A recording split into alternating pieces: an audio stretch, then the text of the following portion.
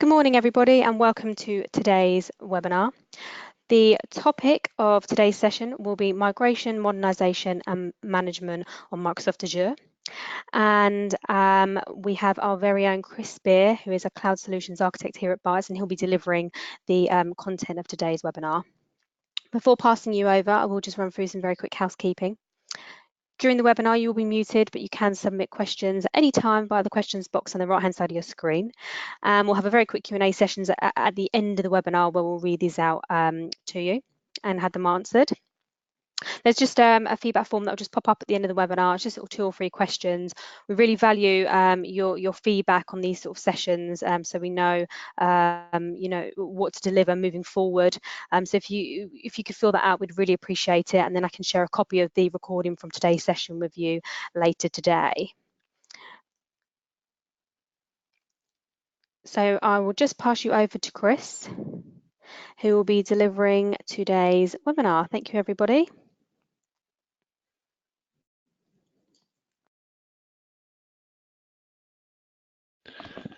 So good morning, everybody. Cassie, can you just confirm that my screen is showing correctly? Yep, all good this end. I can hear you good. Cool. So good morning, everybody. As Cassie has rightly said, we're going to be presenting around migration, modernization and management of cloud in general, and specifically around Microsoft Azure today. I apologize, I'm feeling a little bit under the weather, so if I suddenly go and have a sneezing fit or a coughing fit, I'll try and hit the mute button in time, but apologies if that happens. So let's dive into today's webinar.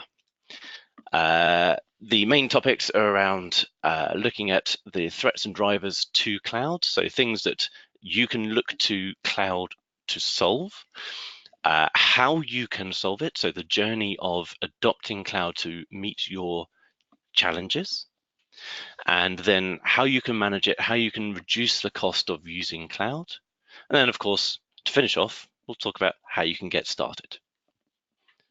So let's start with the challenges that you as an organization may be facing. So you may be challenged by upcoming critical business events.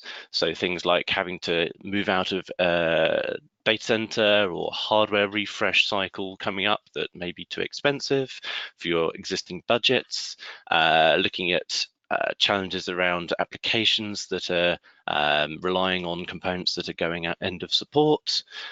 You may be mandated by management to find cost savings and to reduce capital expenditure. You may be facing growth scenarios where you have to meet requirements to face a more global audience or incoming demand for your services.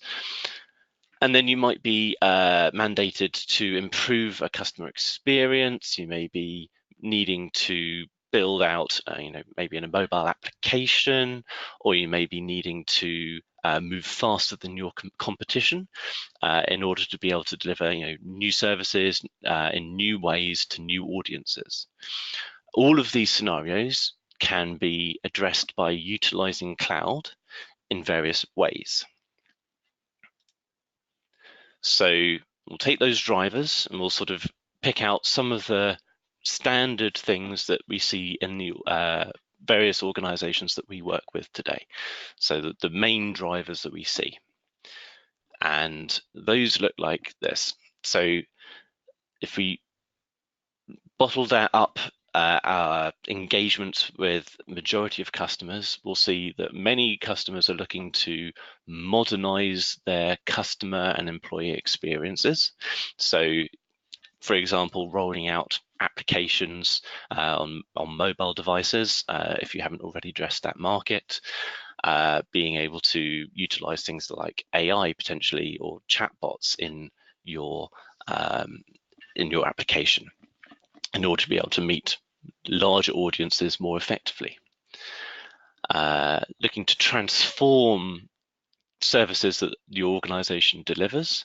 So that might be reaching out to new markets, either within your existing business scenarios or reaching out into other regions.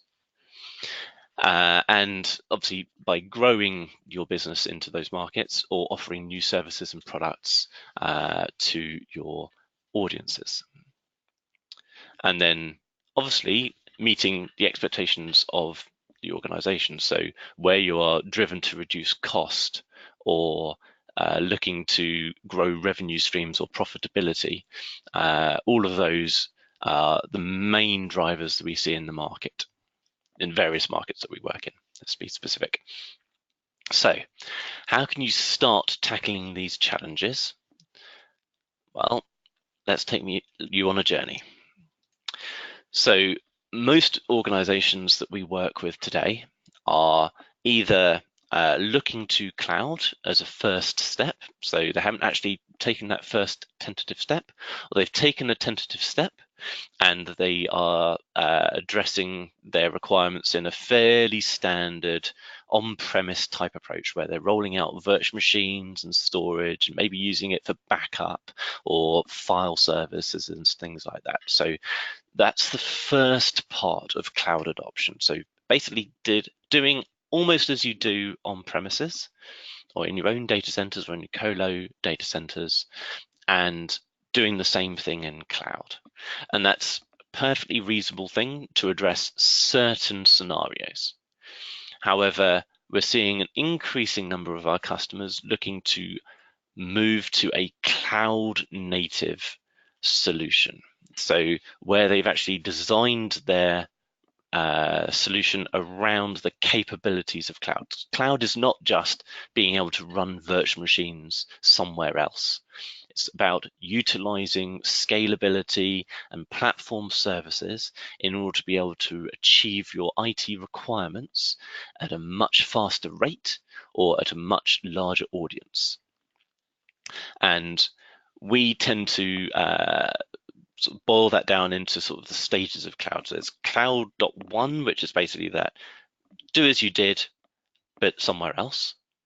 And then modernize those virtual machines and applications and workloads that you're running in cloud to utilize the cloud native ways of doing things, which can reduce cost, increase flexibility, and increase the scalability of what you're trying to do.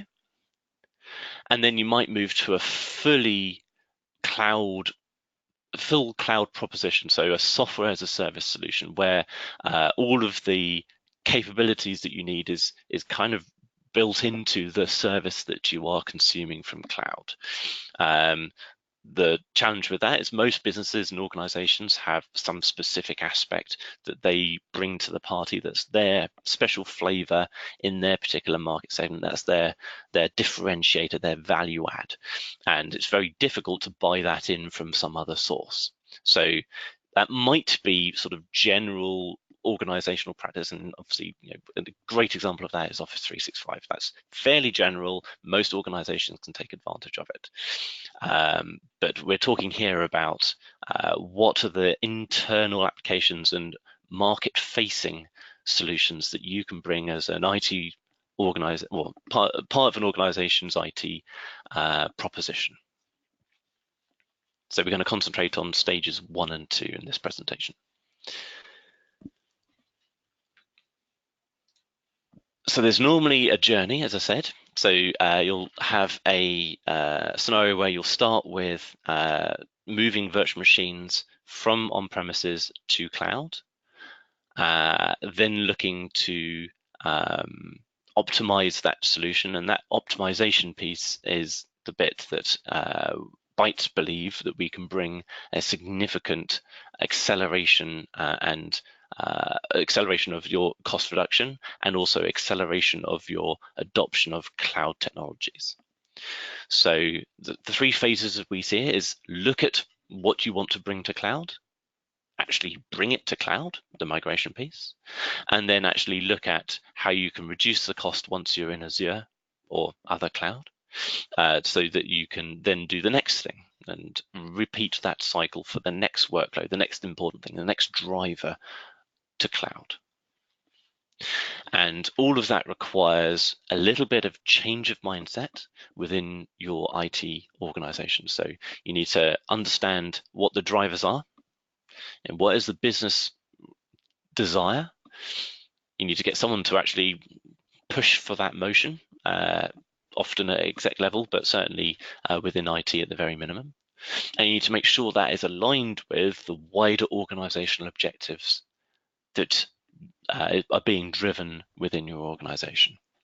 And in order to be able to do that within your IT, you'll need to upskill. You'll need to have the right people and processes in place, the right technology understanding in place to take full advantage of what there is out there that you can just piggyback off and drive your organization forward.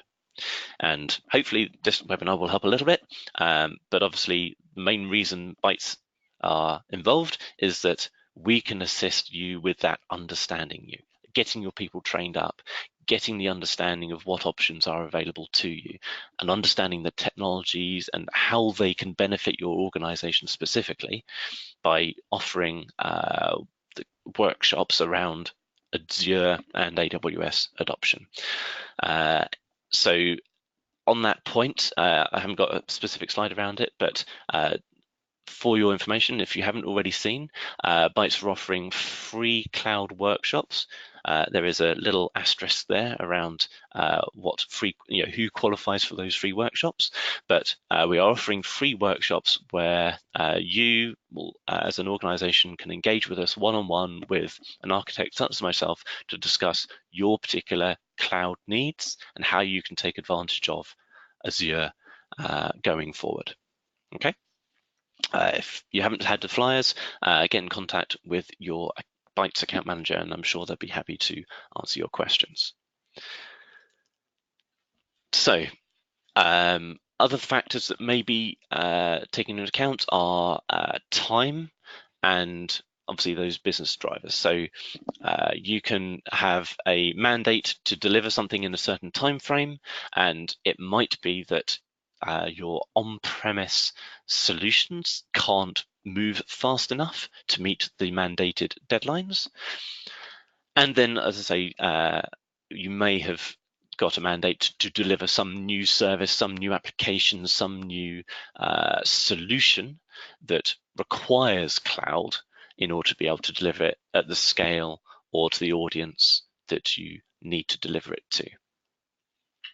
So I'll dive down a little bit into what that can look like. So the assessment side of things is fairly generic and will work for most scenarios. And that is a number of different tools that we can utilize to look at your existing whole estate or part of it as appropriate. And then we take a different view for the actual migration. So it might be, it is a case of just move some virtual machines up into cloud, but it might be a case of looking at the solution as a whole, that particular workload, and seeing if there's different ways of doing it that are more suited to cloud operations that can unleash new capabilities for that particular workload, or release your time to be able to concentrate on the next new thing or improving that particular workload to meet business objectives more fully. And we'll go into those a little bit more.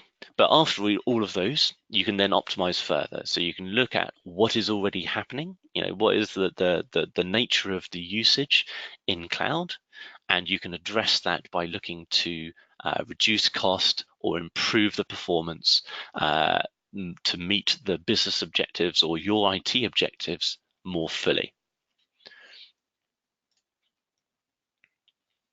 So just to go into each of those a little bit more detail, Rehost is literally just taking your existing virtual machines and moving them up into the cloud. Nothing special. That should be something that is fairly familiar to you. It's like going through that physical server to virtual machine approach that we probably all went through sort of 5 to 15 years ago. The cloud thing is a little bit different. So when you look to refactor your workload for cloud, that might take specific components of your workload, so perhaps the database, and moving that onto a managed solution that can reduce the IT overhead of running the workload as a whole, and or make it more cost effective to do so. You can then re-architect your workload. So that would actually involve code changes to some extent, but normally configuration changes rather than code changes. So looking at ways of composing multiple services together that are, platform services. So they are, reducing the amount of effort you need to go to manage the operating system and the virtual machine, and just utilizing an application layer that is suitable for your particular workload. So that might be, I don't know if people are familiar with a queuing mechanism. So you might be using something like RabbitMQ in order to be able to coordinate activities across multiple systems. Well, you can consume that as a service rather than having to run a bunch of virtual machines to have a highly available queuing service. Well, you can just consume a queuing service from the cloud and let the platform provider deal with all those complexities around availability and scalability and performance that you might need. And then the final part is rebuilding. So that's where there is a significant amount of coding effort required in order to be able to recode your application to utilize cloud effectively. So let's concentrate on each of those ones a little bit more depth. So rehosting, so that is, as I say, moving virtual machines from on-premises to Azure. So most organizations start with this because it's relatively straightforward. It's a well-trodden path, and there's plenty of tools out there to help you do this. It tends to be quick, tends to be simple, tends to be very low challenge, and can give you a good cost reduction, especially in scenarios where you have to move from one place to another, or you're constrained by your on-premise data centers.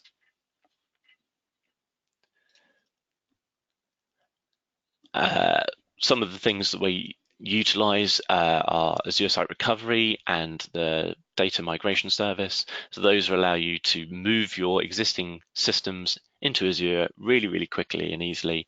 And they offer lots of useful tools to reduce any maintenance windows and effort required to get you from on-premise into cloud.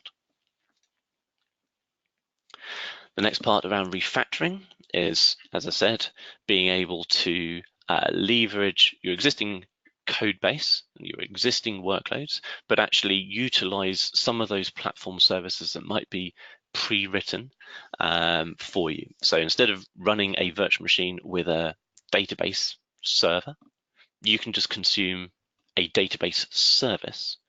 There's no code changes required. It's just, instead of pointing at some IP address running a database server, you just point it to a database service. So another IP address where someone else has gone to the effort of creating a scalable, performant database server that is highly available and is backed up to your particular requirements.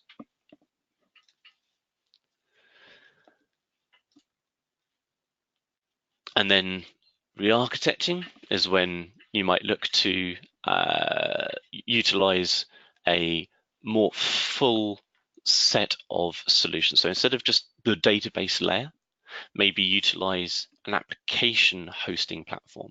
So that might look to use containers running on Docker or Kubernetes, where you split your application out into multiple components that communicate with each other in various manners. And that can allow you to scale the application, the workload as a whole, in a way that is cost effective and performant, and meets your challenges around reaching new audiences, new markets in a cost effective manner. Yeah. And then the final piece, the most difficult piece generally, is rebuilding for cloud. So where you are architecting your application, assuming obviously you are in control of the code, in order to be able to take advantage of the specific services that are cloud focused, in order to be able to split that application out into microservices, into separate domains of responsibility for each of the pieces of the puzzle that make up your workload and make up that application.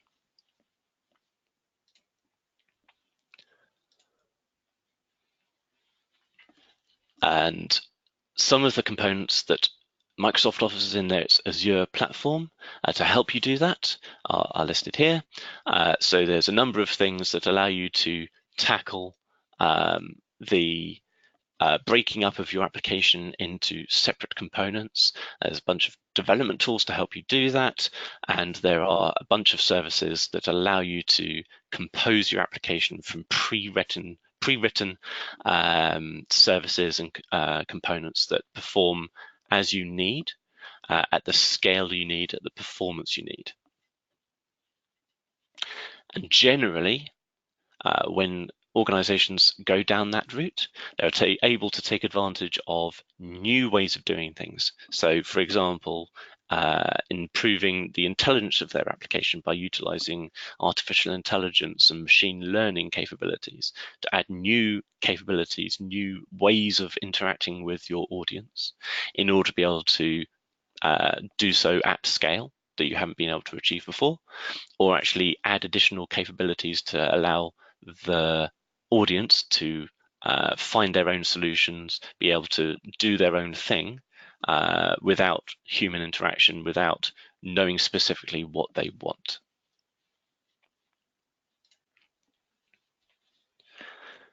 Once you've moved into cloud, then you have the same challenge that you have on premises around ensuring that those systems are performant, that you are know what's going on in your systems, in your workloads, in your environment as a whole, and you need to understand the cost impact of those things on your budget as an IT organization and as an organization as a whole. So same things as apply on premise, where you need to monitor your systems, you need to secure your systems, you need to have governance in effect, you need to make sure there's protection around backup and disaster recovery, you need to have a plan, you need to design in order to be able to meet the requirements of your organization. And then you need to layer on top the cloud capabilities. So in cloud, you're able to automate the configuration of your environment as a whole, or as workloads as individual components, in order to meet the requirements on a day-by-day or minute-by-minute basis. And that is one of the advantages of cloud, is that you can scale up and scale down as you need, as the business demands, without having to go through a procurement cycle, without having to go through a design cycle. It just is there, ready to utilize. And once you are in cloud, one of the important things is to bear with the, there's an automatic timing thing. Bear with me a moment.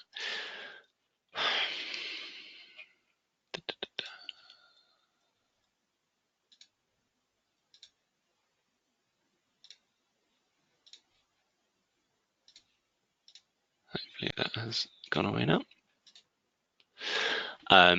So once you're in cloud, there's a number of aspects to bear in mind in order to be able to ensure that you have a clear understanding of your environment and the costs incurred by your environment.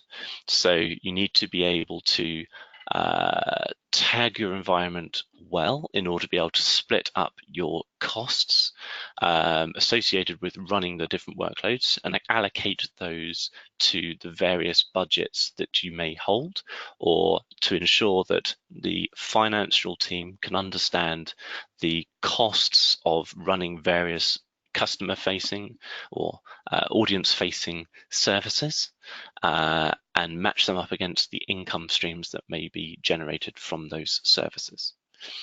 And as an IT team, you need to be able to ensure that you reduce the cost levels in cloud to be a more profitable organization as a whole, and obviously ensure that your budgets are met. So ways of doing that is listed on the screen. So utilizing auto shutdown. So if you don't need something, don't run it. If you don't run it, you don't get charged for it. And that's slightly different way of thinking about things than you may have on premise, where generally you'll say, okay, I might need this size virtual machine at some point in the future, or maybe for a few minutes a week or a month. In cloud, you can just run that service at that scale for that few minutes per week or per month. If you don't need it, make it smaller or completely turn it off. And that eliminates significant volumes of cost. You can very easily separate out your development and test environments to reduce your cost by not paying Microsoft for the licenses required in your dev test environments. Massive asterisk there around having an appropriate MSDN subscription. Again, obviously, Bytes is a well-known licensing expert organization, so by all means, get in touch with us to understand the ins and outs of utilizing your licensing effectively in cloud. That brings us on to licensing in general and utilizing hybrid benefit. Again, I'm not going to go into the detail here. There's a lot of options with Microsoft Azure to reduce your ongoing costs by utilizing existing licenses you might have available to you.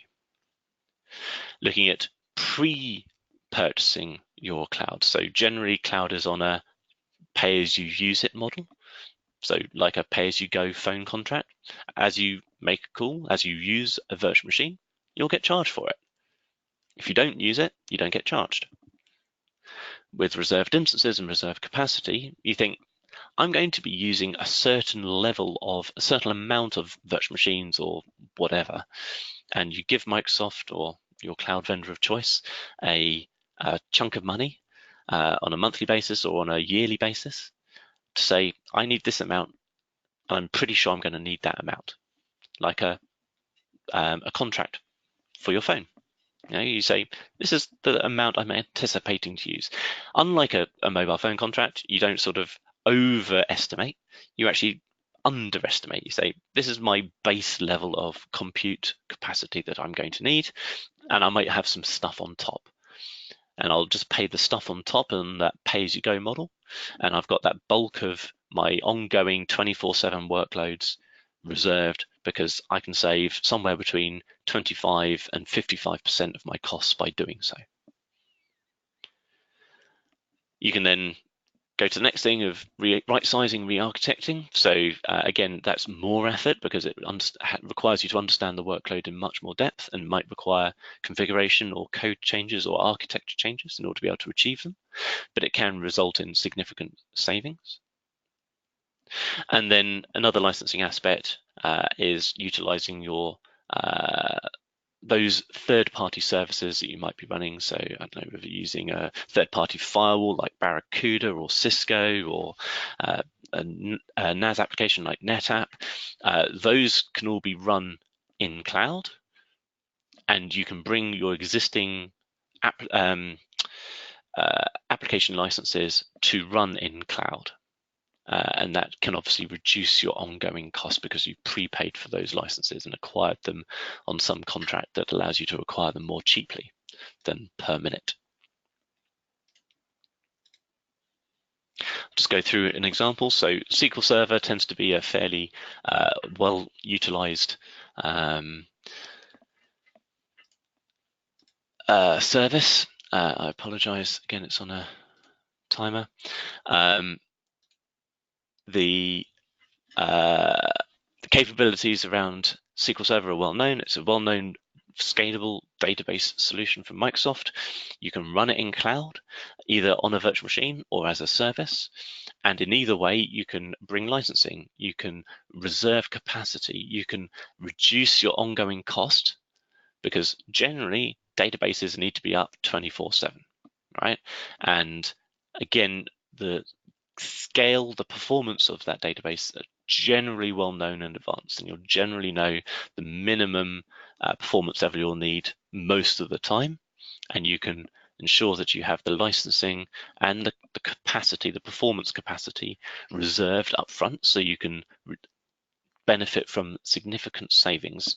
As in that diagram, in theory, you can save up to 80% by utilizing prepayment options for licensing and the performance.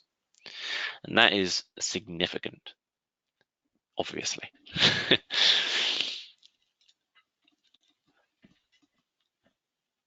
This is the specifics around how you can actually achieve that. I'm not going to go through it in depth because A, there's not time, and B, it does get quite detailed around one specific scenario. Obviously, we'll share the slides after the webinar so that you can look at it in more detail. And what Bytes brings to the party is a tool called Quantum, which is a Power BI report that allows you to understand your costs over time in Azure, what components, what workloads, what systems, what resources, what tags comprise those costs, so you can break them down, understand what is costing you more than you expected, what is over budget, what is under budget, what can be optimized, and what that cost is likely to look like in the future. And that allows you to tackle those costs very quickly, minute by minute, hour by hour, and reduce your ongoing costs in cloud, which is what most people want to achieve. And Bytes is especially passionate about ensuring that our customers get best value for money out of their cloud consumption. And understanding what you're doing, how you're doing it, and whether it can be done more cost effectively is what Bytes is all about. So, to finish up, how do you get started? Well, Bytes offers a number of services around the various aspects that we've talked about during this presentation. So we have discovery services to help you understand what systems you have today, and also to understand the nature of those systems and specific workloads. So we can actually run a tool to assess your existing environment as a whole or a particular workload and help you look at how that can move to Azure, what the costs involved may be, what the and costs both when you're running in cloud and also the cost of getting there, and also how you might address moving those workloads, those applications to a cloud focus model. So how do you envision moving that workload to platform services that you then don't have to worry about high availability of your systems. You don't have to worry about backing them up. It's all a tick box exercise, which massively reduces the strain on your IT team and allows them to tackle taking the business forward, re-envisaging how you actually deliver IT services to your organization and to your customer base, and therefore making the organization as a whole more effective, more efficient, and far-reaching. And then obviously, after you've got into cloud, Bytes can help you modernize, look at the existing workloads you're running in cloud, how you can move them into a more cloud-native model that can allow you to reach greater performance and scalability and also reduce cost at the same time. And then, as I said, understand those costs, reduce those costs by just optimizing what you're doing today.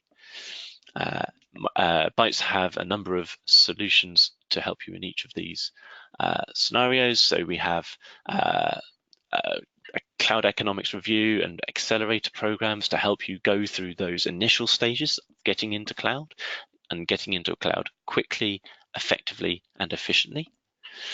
And then we have a number of services to help you envision and modernize your applications, your workloads, your whole environment to be more cloud native and more cost effective. And then obviously we've got those management services. So we have that quantum tools, which is free for all of our customers. And we also offer a number of management services to assist you with adopting cloud quickly and training you up and you and your teams up on cloud practices in order to be able to be effective and efficient when you are in cloud. And if you don't have the knowledge base, then we can assist. We can help you do the various things you need to do in cloud to make it really, really, really effective and efficient. So we can help you reduce the cost. We run an optimization service that allows us to just make changes in your environment to reduce your costs. We offer support services. We offer training services. We offer fully managed services. So instead of you having to press buttons to make things happen, we can actually press those buttons on your behalf.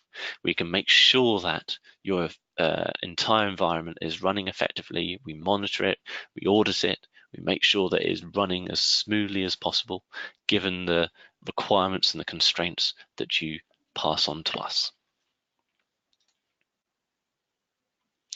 And as I mentioned halfway through, we offer a number of workshops designed to help you understand the ins and outs of your workloads, how to move them into cloud, and what options there are in cloud that you may not even know about or have thought about that could unlock a market-leading opportunity for you as an organization, or to unlock efficiencies that haven't been available to you within your IT team, delivering to your internal audiences or even your customer base if you are public-facing IT team.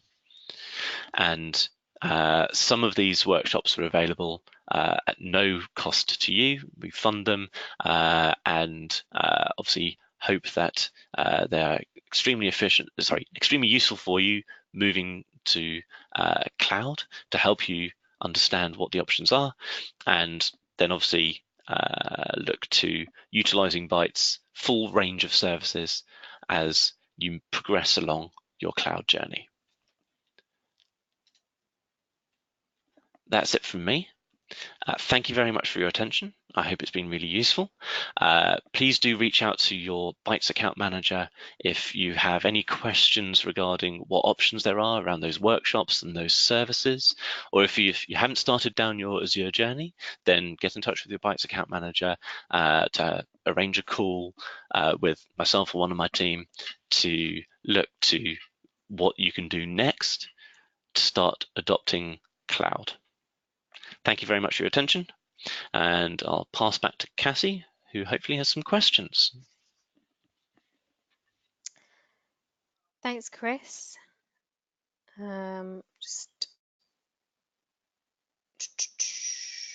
Just get the questions box up and just see if there are any questions. As Chris did mention, there on the feedback form at the end, there is actually an option if you are interested in one of the one-to-one tailored workshops, then just make sure you let us know on the feedback form, and then we can pass it on to your account manager and they can get in touch with you and arrange a time that suits you at your offices. So Chris's question, is tag functionality still available if purchasing via a CSP or reseller? Yes, unconditionally, yes. So you can utilize tagging across your resources, resource groups, subscription, whatever you acquire and have obviously the appropriate permissions on, yes. Great. A couple of people have asked about the just like the slides and the recording. Again, I did mention this at the beginning. If you wanted to, if you just fill out the feedback form at the end, and then I can share the slides and copy the recording with you later today. That's no problem at all. If you have any other questions, you can pop them in the questions box now, whilst you have Chris on the line.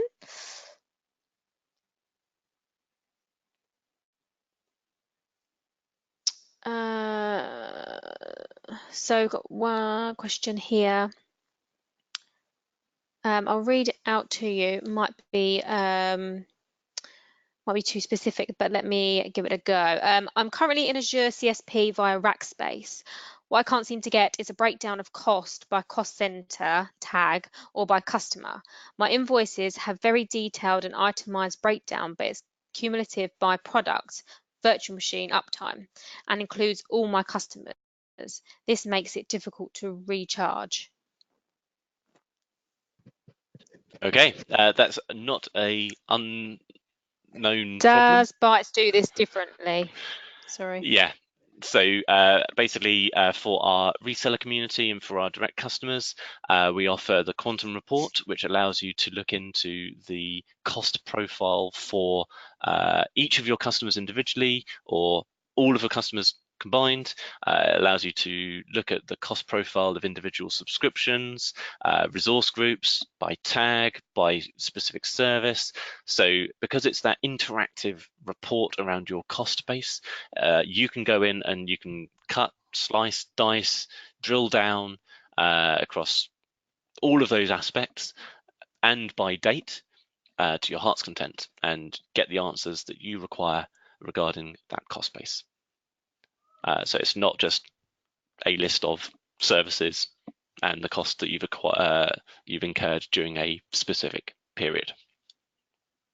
Okay, great. And they've asked, is that a report that is generated and delivered automatically, like via a portal or on demand? So it's delivered via a portal and is available 24 hours a day, 7 days a week, 365 days a year. It's updated on a daily basis, but yes, it's available for you to interact with all the time, maintenance windows notwithstanding. Perfect, thank you. Great. That's all the questions. If anybody does have anything, you can obviously reach out to your Bytes account manager or email tell me more at bytes.co.uk. That goes through to the marketing inbox. We can put you in touch with your account manager. Again, if you could just fill out the feedback form, we really appreciate it. And just want to take the opportunity to thank everybody this morning for joining us, and of course thanking Chris for his time on delivering the content today. So thank you, Chris.